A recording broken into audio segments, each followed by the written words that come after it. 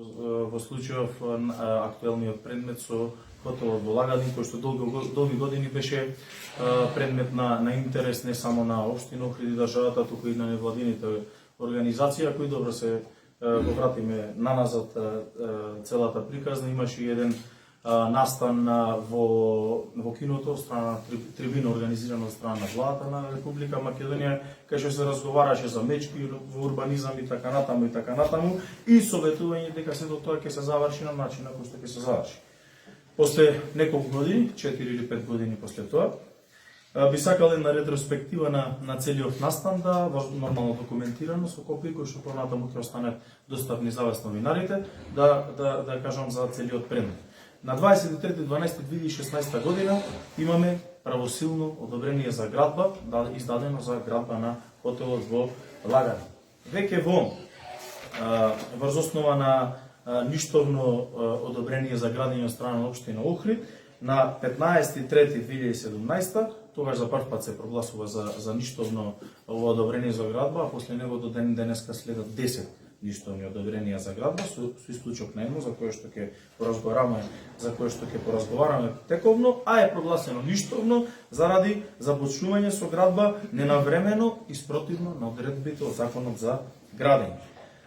Сето ова понатаму следи со жалби до второстепениот орган, кој што се неколку на број, пред во 2020 година, поточно 31.2020 година, тогаш имаме потврдено ништовно решение за одобрението на градот. Значи, нашата одлука ја потврдува второстепениот орган на 31.2020 година од Министерството на транспорт и врски. Против ова решение понатаму е покрената тужба на управен спор на управниот суд, кој што управниот суд повторно ја враќа на разгледување на првостепениот орган, а тоа е општина Охрид. Откако сум станат градоначалник, на 25.7.2022 е едното поништено, односно прогласување се извинувам, на 9.6.2022 едното прогласување за ништовност, и на тоа имаме од Министерството на транспорт и врски се поништува решението кој што го издал првостепениот орган и предметот се враќа на првостепениот орган на повторна поставка.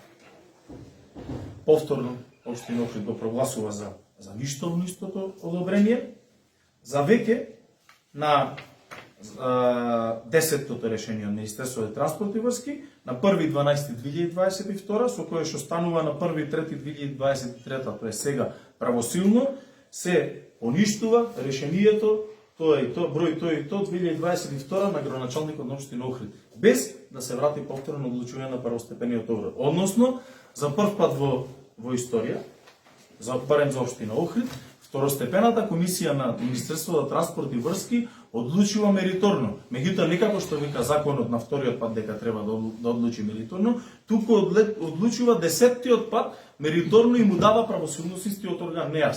Што значи дека истото решение против кое е покренато УПБР 20385 во уште во 2017 година, каде што е прогласено како ништовно, односно одобрението, се извинувам, кое што е издадено во 2016 година, сега стапува на сила. Како да постапи општина Охрид кога веќе сето ова дадено стои? Јас не разбирам зошто е повикот по мене, наместо на тие состаноци кои што ги држиме заедно со министрите, присутни били и од животна средина, и од култура, и од транспорт, да се доведеме во ситуација да дозволат после 10 решенија да дадат мериторно и правосилно. Не е случајно мериторно, ви гарантирам. Прашајте луѓе, можда и некој од вас имал проблем овдека, второстепената комисија најчисто округло на ќоше ги враќала работите, а во најмала рака на мериторно никогаш не одлучила. Сега одлучува мериторно, икнато во систем мериторно и дава правосилност на 1.3.2023 година. Што значи дека решението кое што е дало и за кое што се водело спор од 2016 година заклучно со денеска поминале низа број на градоначалници и основот заради кој што е истото поништено, а тоа е затоа што известувањето за започнување со градба е ненавремено и спротивно на одредбите на Законот за градење, го поништува на нас како орган за градење. Се извинувам, како причина за поништување на неговото одобрение. Што значи дека сите градоначалници наназад кои што го воделе Охрид во изминатиот период и основата врз основа на која што го поништувале одобрението за градење веќе не држи никаква вода и со ова мериторна одлука на второстепената комисија за транспорт и врски и со давањето на правосилност на први трети завршува предметот и процесот со овој инвеститор. Повелете. Началник, зошто го? Што напишав, ми се чини дека е од незнање, затоа што во моментот веројатно и не е нејзина работа, таа е министерка на во културата, не е во транспорт и врски, не се овие постапките исти и таму, меѓутоа да ме прозива мене лично за работа која што е дадена од второстепена комисија, притоа во законот за општа управна постапка, членот е 109, ми се чини да ставовите 11 и 12 јасно пишува што значи второстепен орган, што значи првостепен орган, што значи почитување на првостепениот орган на одлуката на второстепениот орган и така натаму и така натаму. За жал, како што кажа, не е за жал, него основата заради која што ние сме ја поништиле била една и единствена и прецизна, забележана во сите. Дополнително, тоа е опочнувањето на градба. Дополнително, ние во 2020 имаме потврда од второстепената комисија дека нашата причина е окей. Меѓутоа, на управен суд, таа одлука паѓа и како што кажав, предметот се враќа на одлучување на првостепениот. 7 години. Пак правилник има ли? Ние немаме основа. Основа заради кој што години сме го паѓале ова одобрение за градење, сега го Значи нема суд.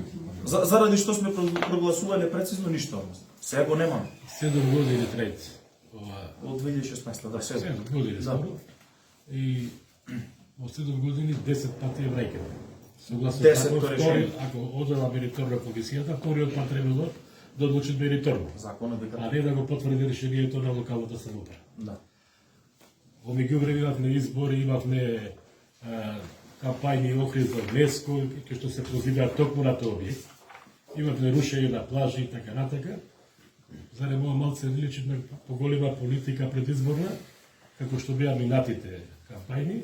И друга работа, како ќе се справи општината, бидејќи инвеститорот најава милионска оштета која ќе ја побарува од општина Охрид за спречување да се гради поништување на договори. Врз основа на ова кој што последно го добива и тоа што 7 години, како што кажавте, трае процесот, веројатно и ќе покрене таква, затоа што го неверојатно и ќе покрене таква работа и дополнително ќе отежни понатаму врз основа на ова решение работата која што општина Охрид и онака со блокирана сметка ја има. Ама тоа е затоа тука сме да се бориме сите заедно и како тим и како началник и локална самоуправа и не можам баш да коментирам зошто и како е. Мене единствената причина која што лично ме пободи, значи причина да се објаснам пред македонската јавност и како локална самоуправа беше тоа што бев прозван јас општина Охрид да постапува по предметот. Нека ми кажи некој било кој од таму, врз основа на ова второстепено јас како да што да правам јас.